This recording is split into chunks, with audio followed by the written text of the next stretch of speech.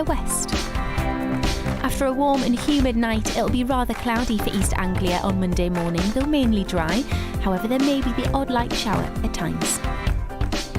Tomorrow morning will be dry for many in southern England, though the odd shower in the east, where it'll also be rather cloudy, a brighter start in the west. Staying generally dry tomorrow morning across the UK with some showers in the east, best of any sunny spells in the west.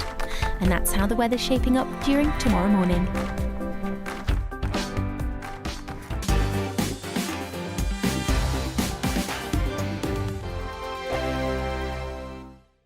We are GB News. We're right across this great nation. On TV. On radio. On digital. Absolutely everywhere. We don't talk down to you. We embrace all voices with honest and civilised conversation. We are not part of the establishment. We're one of you. And we're only getting started. Join us on GB News, The People's Channel. Britain's news channel.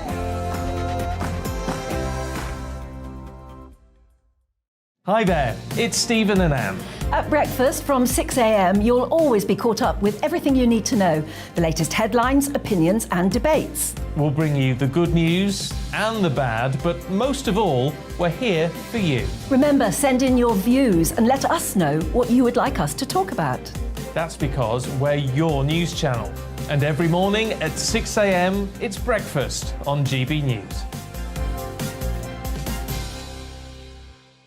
My name's Tom Harwood and join me 9:30 a.m. every weekday for The Briefing, your one-stop shop for everything you need to know about what's going on in politics today. I wonder if this is a deal that might need to be like the biscuits in this factory, twice baked. Is there not an opportunity here to win out against the extremes? Tom Harwood, GB News. What are you going to do about it? Things should have been done differently, and they certainly are being done differently. Don't miss it. The Briefing with me, Tom Harwood, 9:30 Monday to Friday on GB News. Where would you like to go? Just take me to the studio, please, Matt. You know where you're going. I've got a show to do. Friday Night Feast on GB News, 7 p.m. And it's like nothing you've ever seen before. We take a different angle on the week's biggest news stories. The viewers and listeners set me some absolutely mad challenges to do. We tried to rehome a rescue dog. And yes, there's some other wacky stuff in there as well. I feel like I could take on the world. Well, that's that. Friday Night Feast with me, Patrick Christie's, every Friday, 7 till 9 p.m. on GB News. Be there.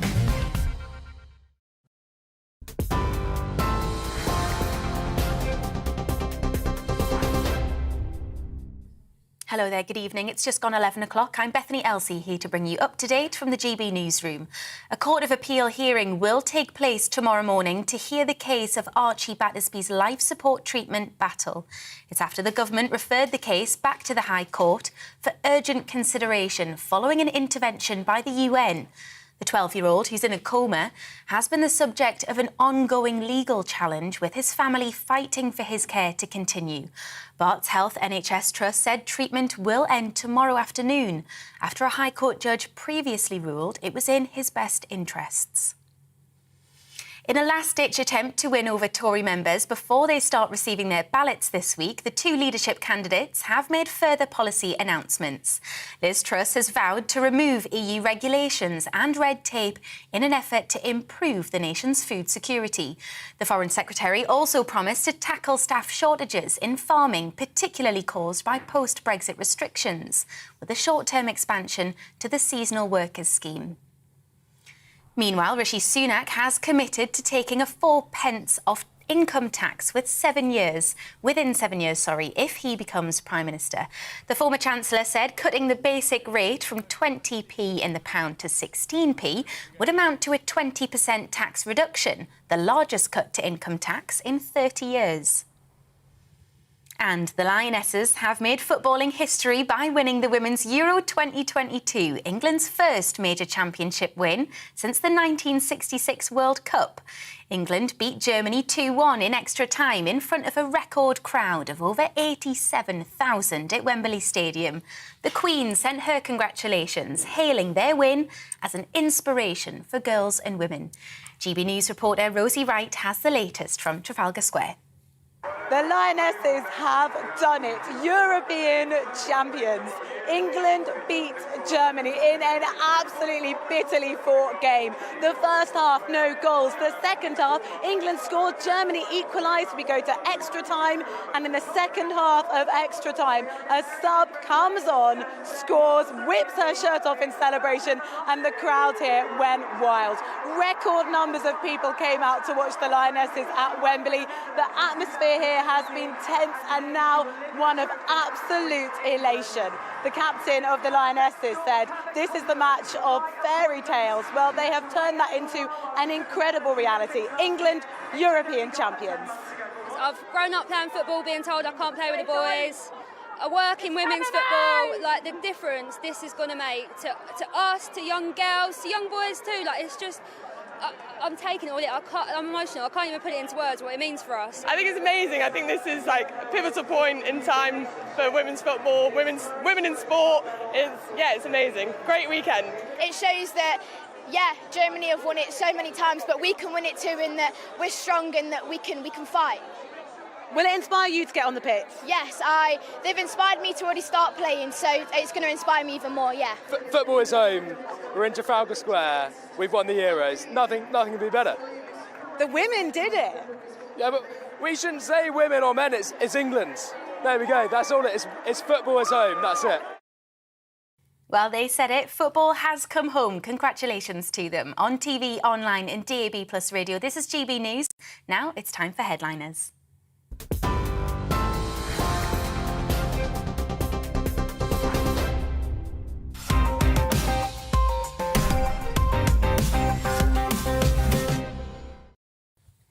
I'm Mark Dolan, and this is Headliners, your first look at tomorrow's papers, always in the company of two top comedians. Tonight, the hugely talented Josh Howie and the beautiful and dangerously funny Sajila Kershi. Now, let's get to tomorrow's front pages, and we start with the Daily Mail. And there's only one story in town, and for once, it's good news. Yes, indeed, England have won the Euros, the England women's football team. It wasn't a dream. We did beat Germany in a final. Germany 2. Excuse me, let's not get that right. England 2, Germany 1. Rampant Lionesses roar to historic victory. What a handsome scoreline that is. The Daily Telegraph, it's come home. England 2, Germany 1. Meanwhile, Sunak pledges 4% income tax cuts. And Zahawi comes off the fence to give Booster Truss his backing. The Independent, history, England beat Germany to end wait for Lionesses' first major trophy. Don't forget, we've been waiting for the blokes to win it for 56 years. The Guardian, game changers. England's women make history at Wembley against Germany with a whole nation in raptures. Metro, England 2, Germany 1. No more years of hurt. Lionesses' rawsome Euro win ends England's 56-year wait for a trophy.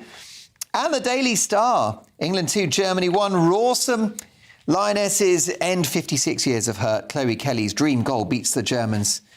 10 million pints sunk as nation celebrates. And I'll drink to that. Those are your front pages.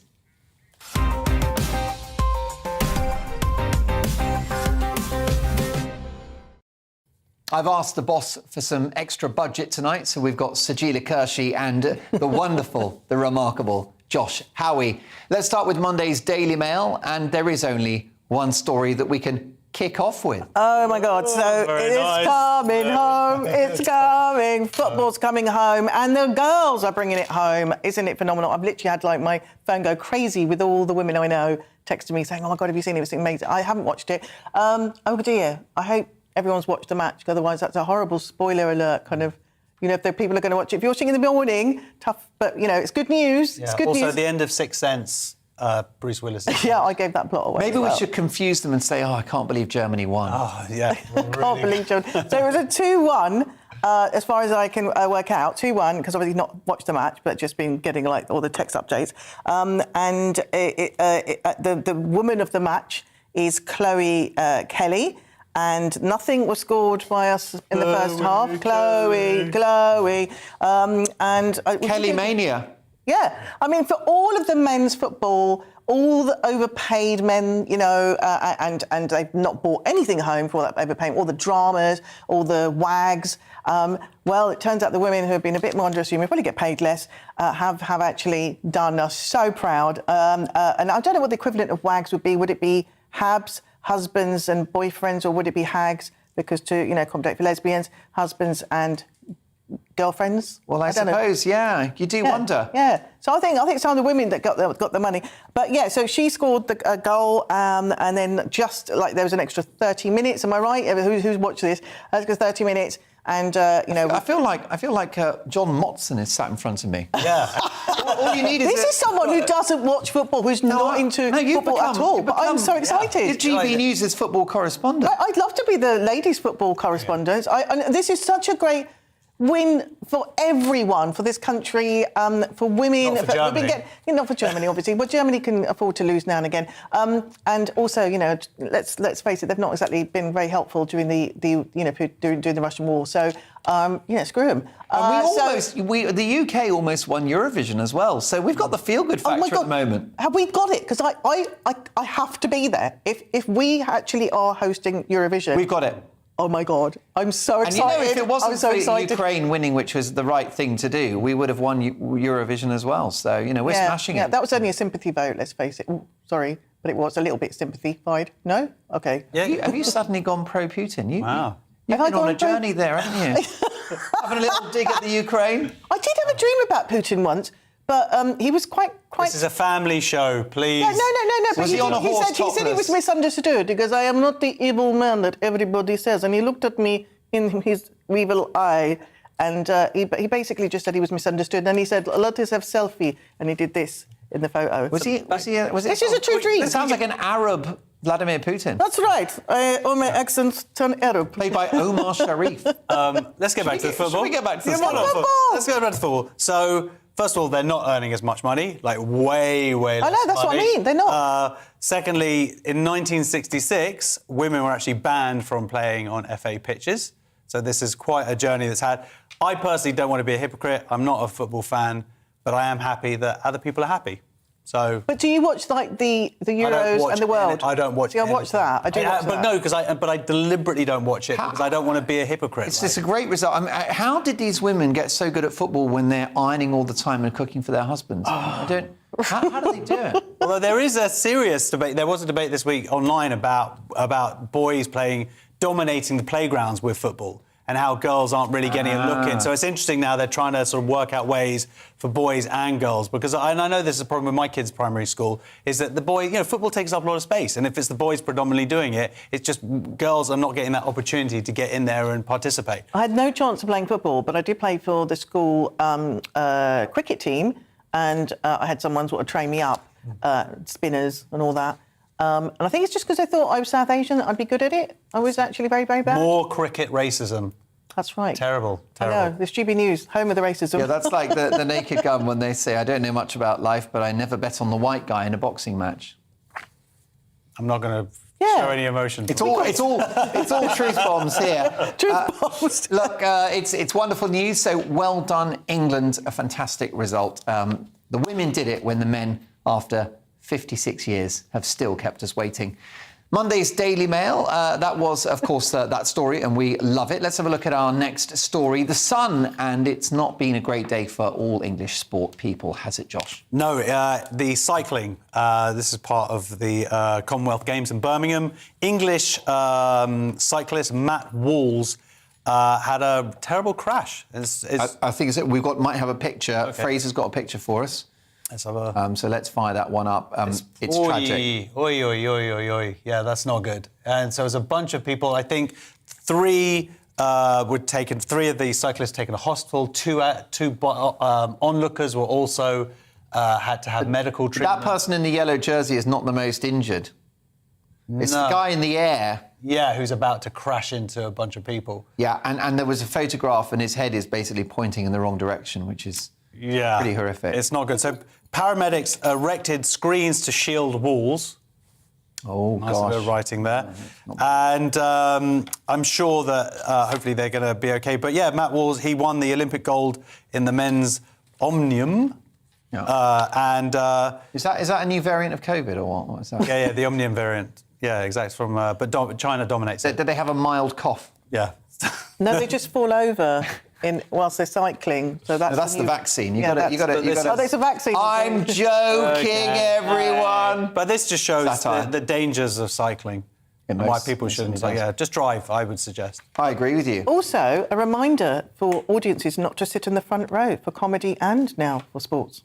What about those idiots at the Tour de France that try and get the perfect picture, the spectators, and then someone's coming along at 35 miles an hour and they knock them off? Yeah, I'd love that. In fact, I could just gladly just watch that on loops. Would you? If you were there, if you were a French local, like a French farmer, you'd be laying traps, wouldn't you? Yeah, absolutely. Broken glass. Just whatever it takes, it'd be great. Just chuck croissants at them.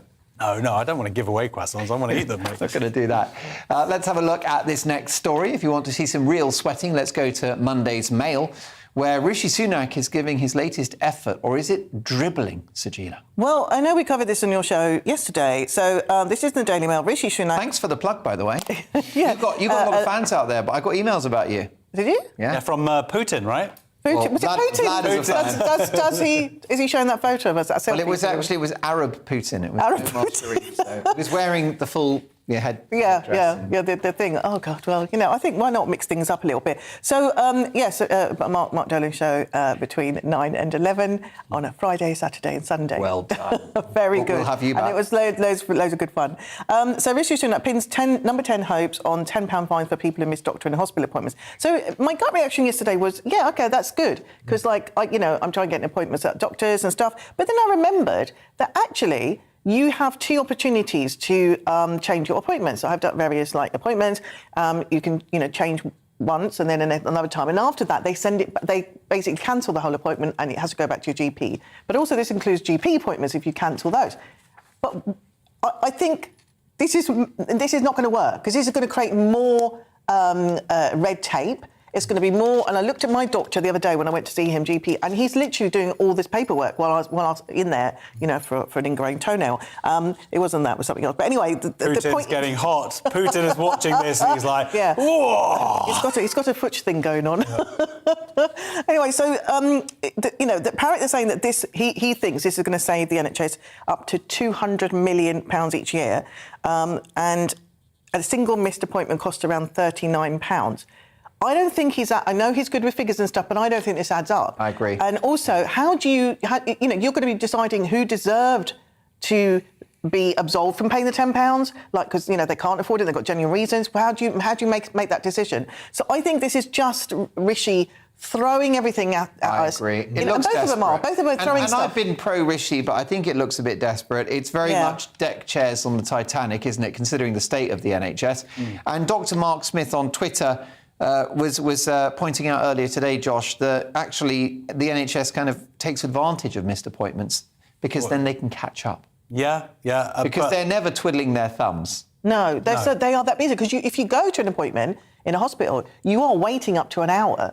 It doesn't matter what time you get there. They never see you on time. No, they never do, because they're behind, not because they're not doing their job, they're just behind. I mean, it could be useful as somewhat of a deterrent to make sure that there are certain people who don't abuse the system. I could see that might be a reason why it worked. I also quite liked his little line here where he said, I'm all for a healthcare system that's free at the point of use, but not one that's free at the point of misuse. I was like, oh, what a zinger. He's got those, hoo-ah. I mean, there is a certain psychology in that if something is free, you take it for granted. And I do think that it's reprehensible that people book appointments and don't honour them, Josh. If people were to think for a second about how overstretched the NHS is, it is irresponsible. It's OK, I will allow, let's imagine a busy working mum with 3 kids who's holding down 2 jobs to make ends meet. You talking about your wife? Mrs. Dolan, yeah. I'll be honest, she's neglected. It's not a bed of roses, but, the truth is that, you would forgive someone like that missing appointments, but there are lots of people who take the mick. No, but also, of course, there are people who take the mick, but then the people who are criticising this idea is, it does also, would disproportionately affect people who have chronic illnesses, disabilities, childcare responsibilities. Yeah. Those people have legitimate reasons. But can we just say that you can, if you don't turn up, that is an issue. If you just don't turn up, you can phone them and postpone, reschedule and cancel an appointment. And I think there must be very few people that just don't turn up because that's just rude. Yeah, that's right. Josh, you're very good. You've never missed a single appointment with the doctor that's looking after your male erectile dysfunction. You've been because it's in my self-interest to be there on time. I actually get there the night before. Well, there's no point me being at home, obviously. So you're getting better. Things picking up. Up. It's a work in progress. Thank you so much for paying attention. It's so nice. I always talk to you about this, and I'm not sure if you're listening. But I think we've overshared there. We've entered the realms of too much information from the other team in the Tory leadership contest now. Monday's Mirror and reports on an unfortunate choice by left field Nadine Dorries. Josh. Yeah, she has shared this image online. She retweeted this image of Rishi Sunak stabbing Boris Johnson in the back. And a lot of people, MPs and other people, have said that's incredibly inappropriate. She is the culture secretary for now.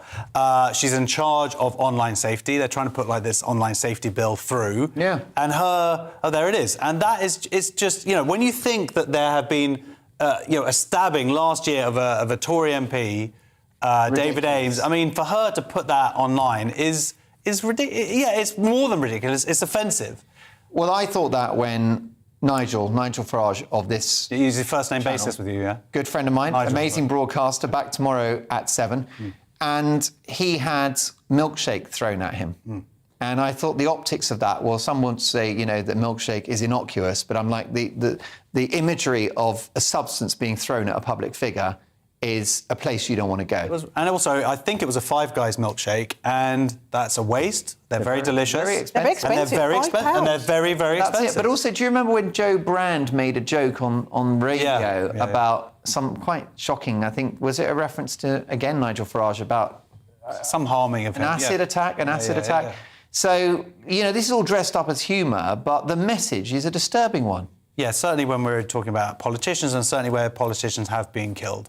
And it's 2 in the last 5 and you years. also, on top of that, you had Keir Starmer being kind of told by Owen Jones. He's saying, OK, everybody, here's 1 million followers, go out and accost him in the street and challenge him. It's like, what are you doing? No. If you see Keir Starmer, give him a piece of your mind. Whatever. Because he's a traitor. Yeah. And then we saw John McDonnell, the ex-Shadow Chancellor, saying the same thing about all Tories, that you should go and harass MPs.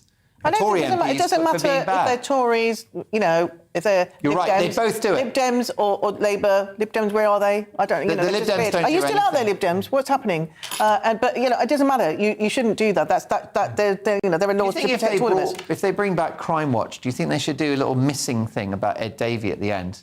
Yeah, where is it? Yeah. So you got, I don't know, is it Nick Ross that still does Crime Watch? Mate, I don't watch any other but channel. He goes, GB... now back to that moving case of the missing politician, Sir Ed Davey. I only watch GB News, mate. But this is it. She actually tweeted... You're so well informed. Thank you.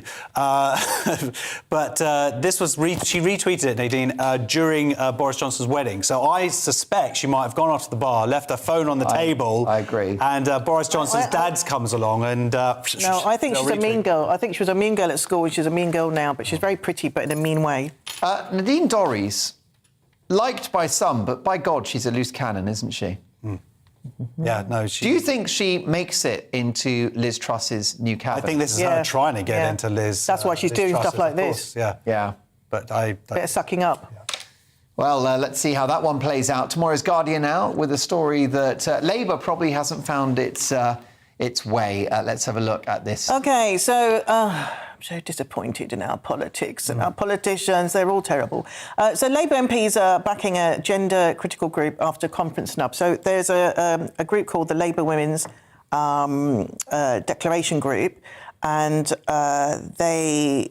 there's some Labour MPs that support them, and this group basically are quoting them from their website, they want to have freedom of expression for women, freedom of assembly, according to Articles 18, 19, 20 of the UN Declaration, and they want to have, and quite rightly, women to have right to discuss policies which affect them without being abused, harassed, or sex-based rights, as opposed to not being trumped by gender. So they wanted to, they've asked for help from the Labour Party, and they wanted to be part of. They wanted to have a stall at their autumn conference, and they've been denied that. But some of the MPs and peers have just said, look, I think we should have them because we can learn from them just as much as you can from an LGBTQI, kind of group. But so that's kind of really what this story is. It's annoying because I think Starmer really... Oh, it's so frustrating that Labour's not getting it. I know. This is a huge issue, and Labour is just absolutely shooting themselves in the foot on it. Half of the electorate are women. I know.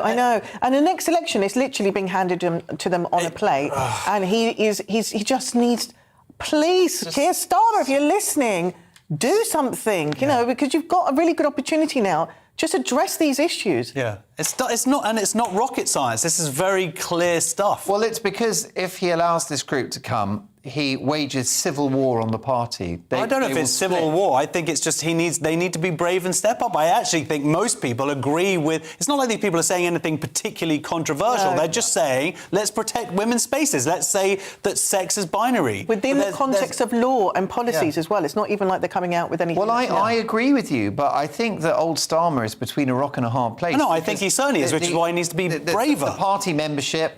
a few MPs, but certainly lots of Labour supporters in metropolitan areas are very, very woke, and they will just go into an apoplexy. But you say that, but I still think it's a minority of Labour members. They're loud. Fewer they're very, voices, very loud. But does it prove that the Labour Party is ungovernable? Because I think that any Labour leader is trying to ride two horses, which is socially conservative, traditional working class people, often in the north of England and the Midlands, and then woke,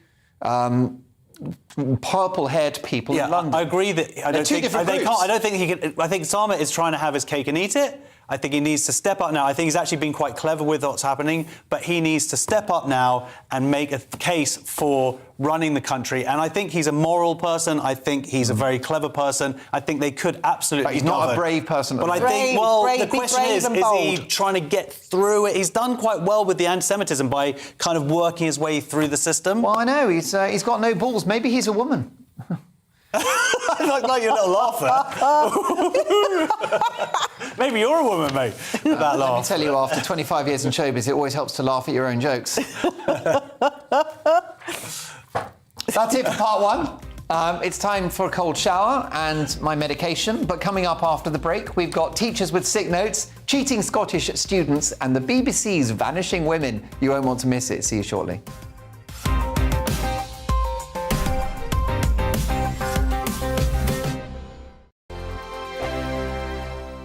We are GB News. We're right across this great nation. On TV. On radio. On digital. Absolutely everywhere. We don't talk down to you.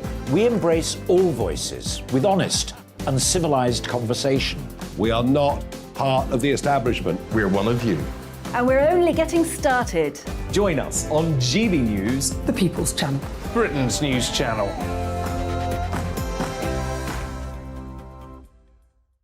Hi there, it's Stephen and Anne.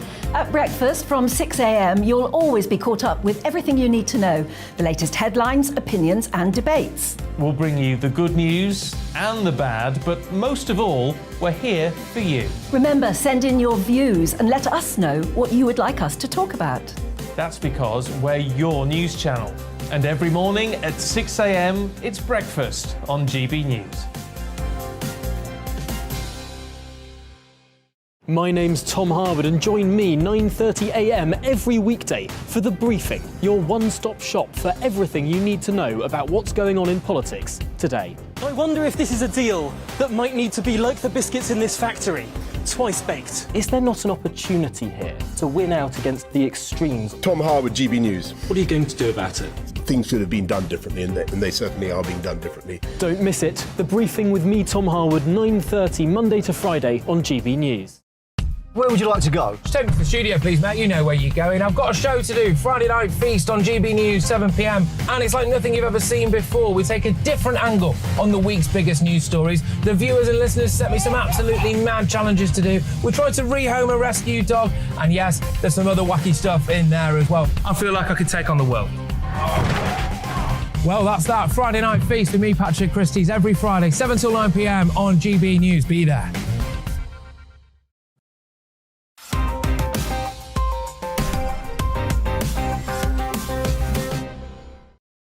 I'm Mark Dolan, and this is Headliners, tomorrow's papers as seen through the vicious comedic lenses of Josh Howie, dangerous man, and wearing contacts tonight, Sajila Kershi, but with 2020 political wisdom. Kicking off this section with Monday's Mail, and Josh, maybe the BBC doesn't have as many women on its channel as they thought. Yes, so they have a policy at the BBC, which they've been running since 2017, called the 50-50 Project, where they want basically equal representation across their channels. That sounds like a pretty good idea. But what they've been doing is they've been including trans women as women. And so some people internally at the BBC have been complaining about this.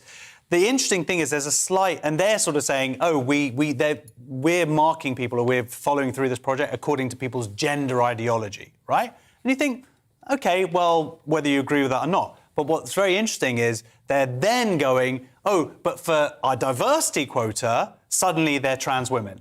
So I don't feel like you can really get it both ways. Either they're 100% women in your eyes, and that's what you're doing, or they're actually different from women and they're trans women. So I feel like the BBC, many organisations, trying to have their cake and eat it. It's a hilarious joke, because what's going to happen, Sajila, is that in a few years' time, the BBC will be like the 1970s. 80% men, it's just that half of them identify as women. Is that progress? I know. Well, this is the thing, right? So I think, just sort of set the record straight here.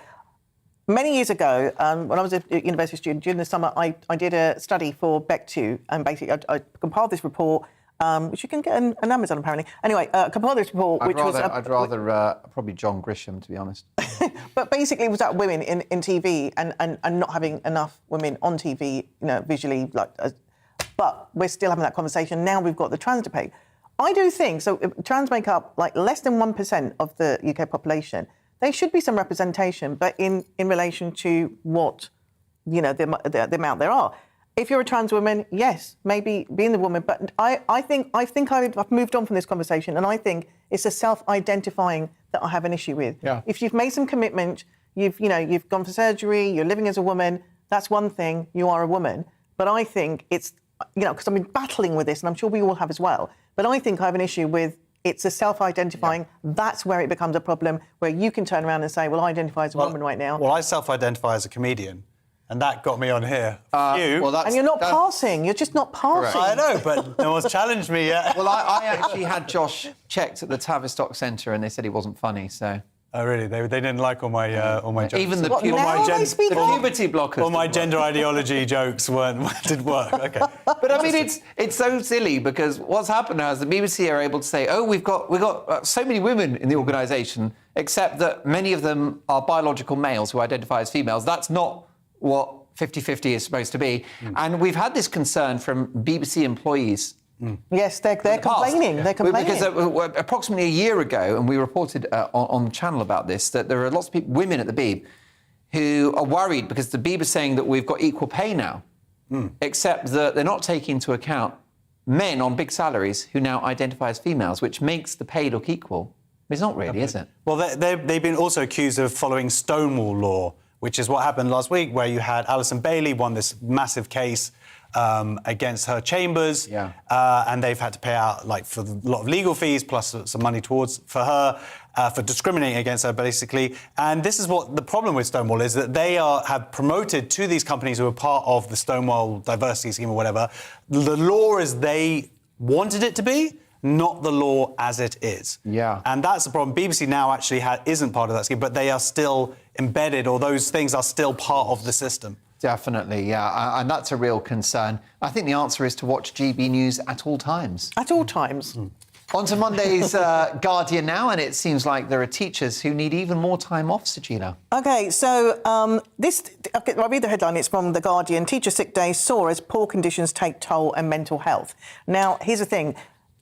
There is a huge national mental health crisis, and it's not just the teachers who are overworked, which I did sort of think, hang on a minute, let's backtrack. During the pandemic, you weren't teaching. We were, right? Well, I wasn't. You were. You've got younger kids like mine. Yeah, I had a breakdown. Yeah, but, parents were teaching. You were, Mark, right? So homeschooling. Correct. So where is this? But they are overworked. They're stressed. But I think it's to do with the pandemic, or even during the pandemic. And it's not just teachers, like all the frontline workers, you know, they've got mental health issues. You know, I personally, I don't know about you guys, but the first lockdown I found really hard. Very. And I went on antidepressants. I've never been on them before. God, why didn't I go on them before? They're happy times. But the point is, it's almost like the new post-pandemic kind of fallout. And I think that's something we've got to address, not just with teachers, with children, with all. But it is affecting our children because, you know, they've got days lost to mental health have gone up 7% over the previous year. So it's our children who are suffering as well. And notwithstanding the economic damage from lockdowns, another aspect of that policy that was not taken into account the nation's mental health. You know, look, I've got a lot of friends who are teachers, their parents, so they had to homeschool or they were doing online stuff. You know, so I feel for and also it's an incredibly hard job, as a lot of parents discovered during lockdown. It's much harder than I thought. My children have suffered tremendously from me being their teacher, but I'm still not forgiving the teacher unions, who, if it was down to them, I think schools would still not be open. And certainly we would still have masking. Yeah, absolutely. And every step of the way, they were just pushing it, and it was like, come on, this is ridiculous now. Get our kids back into school. And also, can we just deal with this myth around Zoom education? Josh, it doesn't work. Of course it doesn't work at all. You can't do anything. You can't learn anything. A teacher, it was pathetic to see the efforts. And it's not their fault, but it's just the medium trying to deal with 30 kids over a Zoom call. It was insane. Good luck with that. The Times now, and a story of the dangers of Scottish students being massive cheats, Joshua. Yeah, this is called contract cheating. I don't know if people know this. So this is students at university there. Essentially, there's a lot of adverts out on these different websites that you can get essays basically written for you for, like, I think it's from just like a $5 for 250 words. And I've actually got an article due tomorrow, so I was thinking about checking this out. But what's interesting, first of all, they're saying that this study is kind of saying that these students who are partaking in these services need to watch out because they can be blackmailed. It's happened. There have been cases of it where there'll be contacts say, oh, well, unless you want us to tell your university, you better pay us some more money, right? But the interesting thing is that this is actually, the adverts are coming from sort of Glasgow and Aberdeen, or they're saying they are, but actually they're based in the sub-Saharan Africa.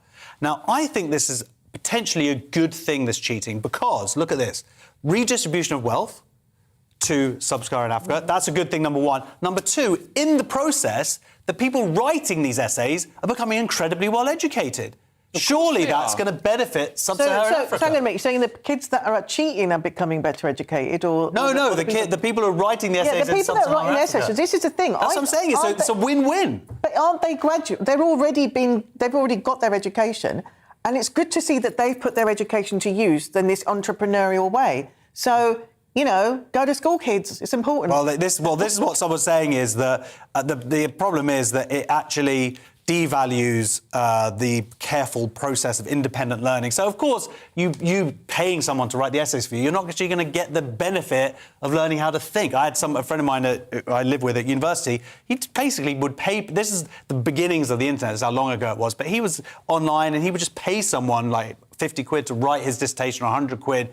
And he got, I think he got a 2-1. But he hasn't earned it. It's like the kids who go to Edinburgh haven't written their own show. Yeah. Oh, yeah. That's not your show, is it? Sheila, how many, you're both amazing comedians, how many comedians have writers? Loads. I was genuinely shocked. I was going, you've got writers writing I your do a lot show? of writing for famous comedians. Do you really? Yeah, can't say who, but I do. Roy Chubby Brown. Jim Davidson. Fired me. Fired. They keep getting fired. But no, I've done it. But they're turning over a lot of material. That's why. And so some of it's for news shows, Radio 4, various different things, where panel shows or whatever. What about their stand-up, though? No, their stand-up is different. Stand-up, I've also done some. Yeah, but that's where I think is wrong. If you're doing an hour show. Well, no, but you know what? You come in and just having an outside eye can make a big influence on it. It's cheating. Let's quickly squeeze in the last story if we can. We'll just go to Monday's Telegraph. And something pretty close to home. Oh, right. So we have made it into the news, GB News. This is the Telegraph murder battle for viewers with GB News triggers bidding war. So basically both GB News and Talk TV... sorry, I don't know what happened in my mouth then. Talk TV... Don't say their name! They must be, oh my God, it's like Hamlet. It's Hamlet. Oh, yeah, don't say their name. The channel that shall not be named. Yeah, the basic. They're on 20. We are on 626, and they are on 627. And the sweet spot is being coveted by both us and them, which is 604. Right, 604. I'm actually quite happy with 626. This is on Virgin Media, by the way. It's on Virgin Media, yeah. Must explain, Virgin Media. And the reason why that's covered is because it sits between BBC and Sky, and they're the channels that people... So if you're flicking through... You start there and then you flick down. Yeah, and you flick through. And because people generally, as they tell us on here, I saw there was a couple of lefties on, that Josh and Sajila, so I switched over to another channel. And it's like, OK, 626, you've gone to 627. Not as good. You came back, because I know you watched the rest of the show secretly. So, yeah, I think this is what's happening. We are only a year old, just over a year old. Obviously, Talker a bit younger. Murdoch did have his chance to kind of have a piece of the pie, but he didn't say yes. And there's also, we are doing quite well, actually. Not quite well, we're doing very well. Breakfast won the other day, beat all the other news channels. Correct. Eamon and Isabel smashing it. Yeah, smashing it. Stephen and Anna in the weekends. This show does very well. Watson, headliners, and Mark Dolan tonight, Farage, Mark Stein. Not watched the Mark Dolan one, but... Frazier. Did we mention Mark Dolan? Between 9 and 11. So it's fantastic, Friday, Saturday, really, and Sunday. that we're really sort of coming into our own. Why are people watching us, Josh? I think because it's meeting the remit that it was created for, which is to widen dialogue. And whether that you agree with that, what that person's saying or not, you're actually getting to hear different parts of the debate. And I don't feel like other news channels have capitalised on that, are doing that. They have coming in with their agenda, and that's what they're showing. I think GB News, you're having a wide spectrum of people, and we're being given the space, respectful space, to be able to talk about a wide selection of issues. I think it's great, man. I was watching it before I came on here. How about you, Sajila? Why do you think people are engaging with the channel? We don't always get it right. It's really easy as to why the success of this channel. I can tell you there's 3 very easy good reasons. Mark Dolan, 1, 2. That's why Can I just say before at the end, it says here, Talk TV and GB News declined to comment. I know, that was hilarious. That was so funny. Oh, dear. We're not going to call online. Oh, my God, are we going to get into trouble? Anyway, delete that last 2 minutes. Sorry, boss lady. Late night call from Mr. Murdoch in the United States. Dolan, what are you saying? Let me tell you that we welcome competition here at GB News. I'm delighted that big players like Rupert Murdoch have entered the market. It demonstrates a massive potential audience for current affairs-based discussion. A channel like GB News will always prevail because we're the people's channel. We've got your back and we're giving you a voice. That's what we try to do anyway. It's interesting about where we are on the dial and if we're next to the BBC News and Sky. I've spoken to the boss and I've asked if we could be next door to Babe Station, but he's not having it. I just haven't got the body for it, have I? Let's be honest. That's it for part 2 and probably the final bit of broadcasting I'll ever do. Coming up after the break, in the presenting seat will be Josh Howie, and we'll be talking about animals, eating some animals, and making the noises of animals, a very animal theme, and the cost of pints. See you shortly.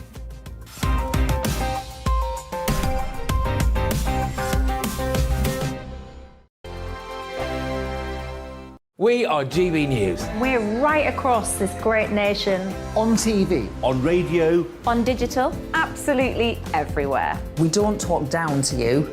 We embrace all voices with honest and civilised conversation. We are not part of the establishment. We're one of you. And we're only getting started. Join us on GB News, The People's Channel. Britain's news channel.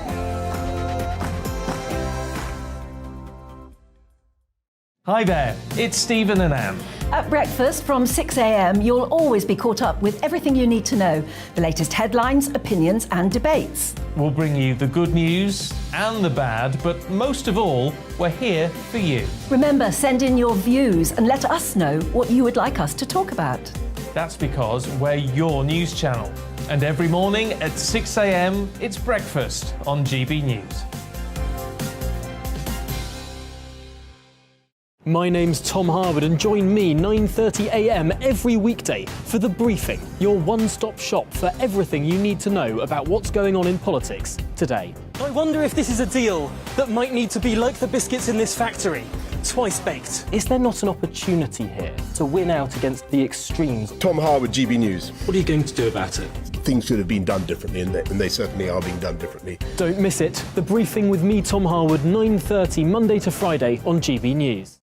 Where would you like to go? Just take me to the studio, please, mate. You know where you're going. I've got a show to do. Friday Night Feast on GB News, 7 p.m. And it's like nothing you've ever seen before. We take a different angle on the week's biggest news stories. The viewers and listeners set me some absolutely mad challenges to do. We tried to rehome a rescue dog. And yes, there's some other wacky stuff in there as well. I feel like I could take on the world. Well, that's that. Friday Night Feast with me, Patrick Christie's, every Friday, 7 till 9 p.m. on GB News. Be there.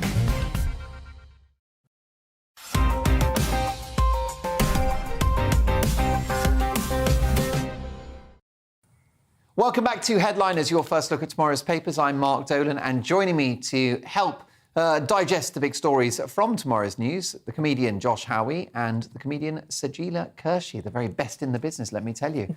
Monday's independent now, and I'm not one for criticising fellow comedians unless they attack me first. But what's the latest controversy about Frankie Boyle, Sajila? Oh, it's always the boy comics that have to do, like, controversial things, and then girl comics like me have to come and defend them because I believe in free speech and I have to go and prove it. It's always them that have to be controversial. So this time it's Frankie Boyle. He defends a controversial joke about raping and killing Holly Willoughby. I'm really sorry I had to say that. I love Holly Willoughby, and those words should never be together. She's adorable. So He's basically addressed a controversial stand-up routine, which he did, where he's joking about, and I don't want to keep saying it, but raping, murdering this particular woman, and it's not the whole story. So someone took him to task at a gig that he was doing. He was performing, and he was talking about it's okay to joke about anything. Puts the glasses back on because she can't actually read. He was interrogated by this audience member. And he said, can I just say that my routine about, raping and murdering was part of a very long routine about whether it's okay to do a joke about that. So I think the joke was that he said that at Latitude Festival, and I believe that he was questioned when doing a reading of his novel at Waterstone. So this is... Oh, two separate incidents. This is a very middle-class... issue going on here. It's not. It's doesn't get more middle class. It doesn't get more middle. No, that is his crowd. Yeah. Middle class lefties. I know. I supported him on tour. That's who it is. That's exactly his crowd. And they're a great crowd. I've got to be honest. Most of them are great because his audience are sort of lefties who mostly have a sense of humour, which is very rare. Right. That's about it. That's his audience. I love that he says... Woke is the enemy of comedy, isn't it? Absolutely, yeah. Yeah, it is. It is. And I think he's got a lovely phrase. A comedy is in the eye of the beholder, or the ear of the beholder, I suppose. I think that was Shakespeare, by the way. But he's re-quoting it. And this is the thing. It's like one person finds it offensive, another one doesn't. It's really, really simple. If you don't find it funny, don't go to their shows. You know, if you don't like a particular comedian, don't go to them. But the problem is you say that, and then no one ever comes to see me do stand-up. That's the problem. Yeah, it's a disgrace. But we also have someone, we have the censorship of things like, let's cancel some comedians because we don't want them at our shows. You know, I've got a club where I book diverse in everything, in style, whatever, political spectrum, and that audience, you can set up any comedian for an audience that likes comedy. Yeah, you've booked me in a couple of months. Yeah. I'm looking forward to dying on my butt. Don't screw it up. Comedy Cottage. The Comedy Cottage. Last Friday of every month. Red Hill. In Red Hill. Last Friday of every month. Venue. And Mark Dolan has played. But I love that room. I mean, the whole point, Sajila, is that it's a sick joke, but it's a joke nonetheless. Yeah, it's a joke. He's joking. Just as Jimmy Carr did a disgusting joke about gypsies and the Holocaust, which is not a joke I enjoyed. However, it is a joke, and that's his job. But the fact that it's a sick joke is actually a social commentary on all of the wokeism stuff at the moment. So it's, and I know a lot of my fellow comics won't agree with me, but it's actually a commentary that he's making. Look, I can make a joke about this. Look at these words together. They do sound horrible, right? Holy Willy being the word. But that you can joke about it. But he has criticised other comedians for similar stuff. And that's naughty, where, like Ricky Gervais and whatever, that's the issue I have. He's attacked Ricky Gervais for transphobic jokes. Yeah, and they weren't transphobic. They just pointed out the aggression of the trans ideology. So there's a big difference there. And then that wins Frankie a lot of support with the sort of... Frankie Boyle. Trans right. Frankie Boyle, probably one of the best joke writers in the country, one of the best comedians, a genius. But he can't have it both ways, which is to be woke and right on, and slag off other comedians. And then talk about raping, whatever. And then do the kind of sicko rape jokes. Yeah. No, I agree. You know, it's like pick a team, decide what you're going to be, and then stick with that. It's the third time I've said this expression, you can't have your cake and eat it. Thank you very much. They're trying to. Well, it's just because I'm so hungry. I can't. keep on using it. I can't. Well, look, let's move on now. No laughing matter. This story from tomorrow's Times should have been in the first section. It's that important. Josh, why have pints become so expensive? Indeed, the headline here, the bitter truth of why your pint costs £6. We've also seen increases, of course, in things like McDonald's and whatever. The inflation is now really starting to bite, in that case. Guinness is now, for a barrel, £18 higher. So it's essentially, it's across the spectrum of running a pub. Not just the alcohol's gone up, and this is like interviews various different people chief executives of the Budweiser and whatever. You've got hops, barley's gone up, obviously, with what's happening in Ukraine, but they're saying also energy prices for keeping the pubs warm, all of these, the transportation, all of it has gone up. So the average, in London, pubs are charging £8 for a pint now. The average across the UK has risen from £2.30 in 2008 to £3.95 this year, which amazes me that £3.95... I can't believe that's the average in the UK. Where are these pubs? And some pubs are actually having to sell at a loss, which is kind of scary. On top of that, and this doesn't mention this, but we did an article a few weeks ago where people are drinking less now. Yeah, and then they inevitably will be if it's £6 or £7 a pint. Moving on to the Times, will Gary Lineker be advertising these crisps anytime soon, Sajila? OK, I couldn't really understand this story. So, a bag of jellyfish crisps, anyone, says the Times. Jellyfish, there's an abundance of jellyfish at the moment. And some people say that it's a pest. Your mate. My mate. They're not your mate. Oh, they're not my mate. No. Leave my jellyfishes alone. Okay, well. Yeah. And scientists believe that they can be harnessed, though, to make things. So out of all of it, the thing that piqued my interest was it can be a great healer, it says, the subheading. And scientists are using jellyfish as a source of medical collagen. Yes. Collagen, really ladies, we love Basically, the collagen. The reason why it's increasing is because the oceans are getting hotter. Also, like whales and sharks that would normally eat them, there's less of them. So they really are becoming a real problem. But if we can somehow utilise them for collagen, science stuff, for food, they're also talking about food. Drying them out in alcohol so they become sort of crispy. And the other thing that it talks about, I'm sorry, but it's quite exciting, is they're saying that they can be used to sort of suck up the microplastics within the ocean. So this actually is quite exciting, like a way of using a bad thing. But if they do sting you, you still need someone to have a little wee-wees on you, don't you? I will always be here for you. Will you? You always. promise? In fact, let's have a little trial after the show. I'll eat some jellyfish crisps. No, don't worry. It's just, don't worry about the jellyfish. We'll get on with it. Moving on that urinary note, The Guardian has a story here about how finally we can ask our cats what they're actually thinking. Yeah, so this is... we're going to be getting a lot more of these like AI stories, I think, as the computers are becoming... What is AI? Artificial intelligence. What is AI? Please tell me answer. And there's an organisation here, Earth Species Project.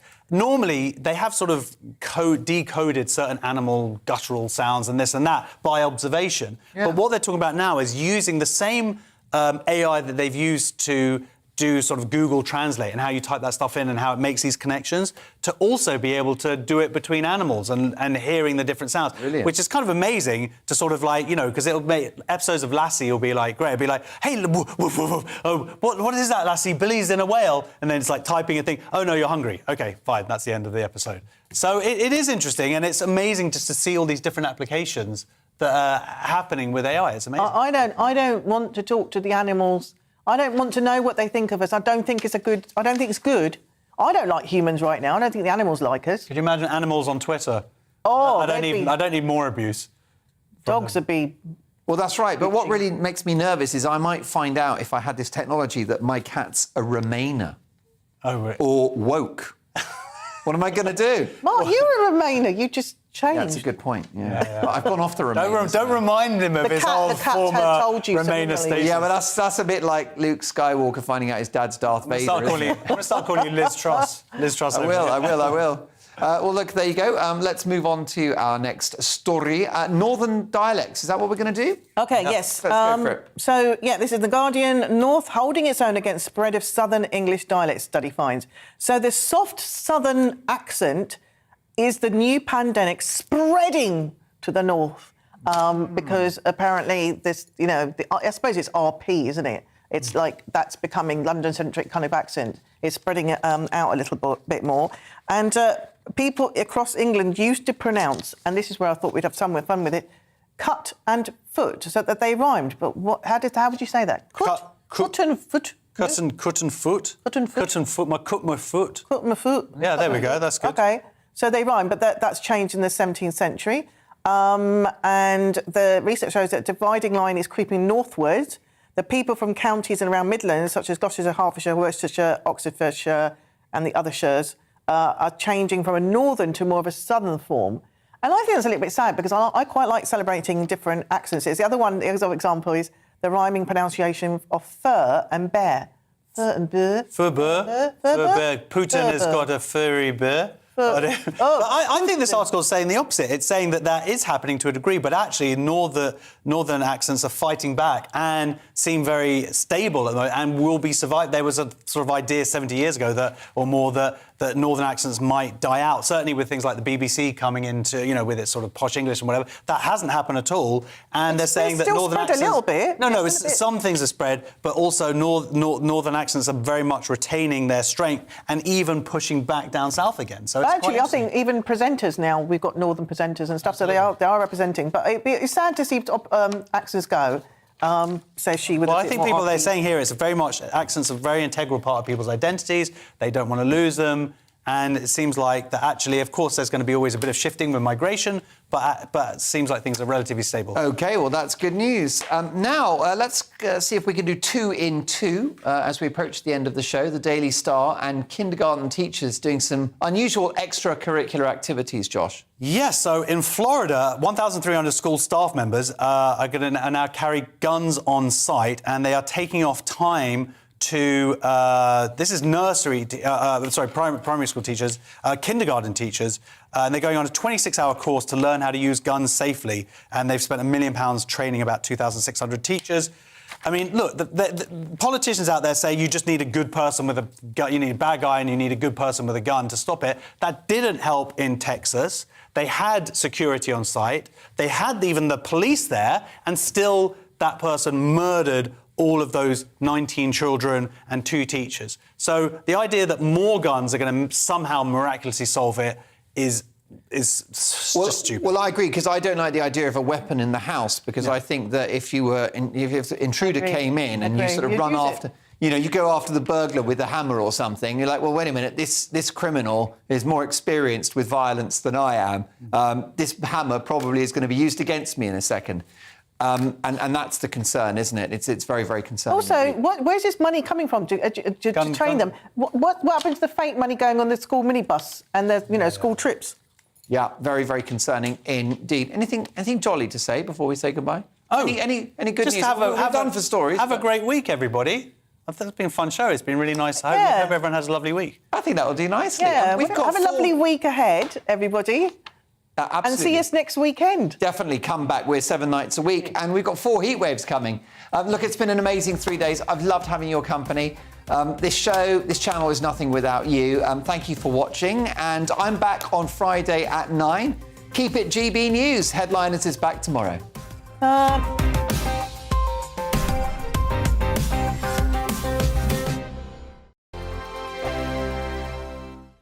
I'm Dan Wootton. Join me Monday to Thursday from 9 to 11 for the feistiest and most fun news debate on TV, where free speech reigns. I'll bring you a sharp take on the day's biggest stories, bombshell newsmaker interviews, and A-list guests. And I guarantee you, no spin, no bias, no censorship, and no reason to go to bed. That's Dan Wootton tonight, Monday to Thursdays from 9 on GB News. On Mark Dolan tonight, we have a simple plan, which is to inform, stimulate, and entertain in equal measure. It's all about getting your opinions on the national television airwaves. I love my viewer emails, mark@gbnews.uk. So do join me from 9 p.m. to midnight every Friday, Saturday, and Sunday for big guests, big opinions, and a big presenter. 6'5", don't you know? See you then on GB News.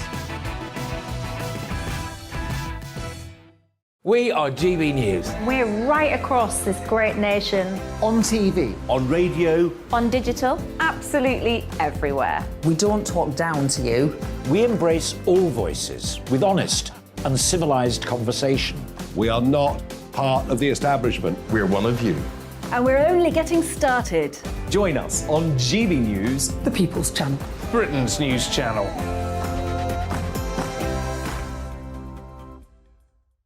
Hi there, it's Stephen and Anne. At breakfast from 6 a.m, you'll always be caught up with everything you need to know, the latest headlines, opinions and debates. We'll bring you the good news and the bad, but most of all, we're here for you. Remember, send in your views and let us know what you would like us to talk about. That's because we're your news channel. And every morning at 6 a.m, it's breakfast on GB News. My name's Tom Harwood, and join me 9:30 a.m. every weekday for The Briefing, your one-stop shop for everything you need to know about what's going on in politics today. I wonder if this is a deal that might need to be like the biscuits in this factory, twice baked. Is there not an opportunity here to win out against the extremes? Tom Harwood, GB News. What are you going to do about it? Things should have been done differently, and they certainly are being done differently. Don't miss it. The Briefing with me, Tom Harwood, 9:30 Monday to Friday on GB News. Where would you like to go? Just take me to the studio, please, mate. You know where you're going. I've got a show to do. Friday Night Feast on GB News, 7 p.m. And it's like nothing you've ever seen before. We take a different angle on the week's biggest news stories. The viewers and listeners set me some absolutely mad challenges to do. We tried to rehome a rescue dog. And yes, there's some other wacky stuff in there as well. I feel like I could take on the world. Well, that's that. Friday Night Feast with me, Patrick Christie's, every Friday, 7 till 9 p.m. on GB News. Be there.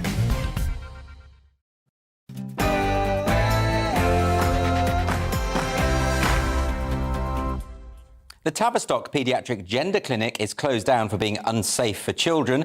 An army veteran is arrested for posting a meme on Facebook, and Twitter activists have a tantrum because, well, it's J.K. Rowling's birthday. This is Free Speech Nation.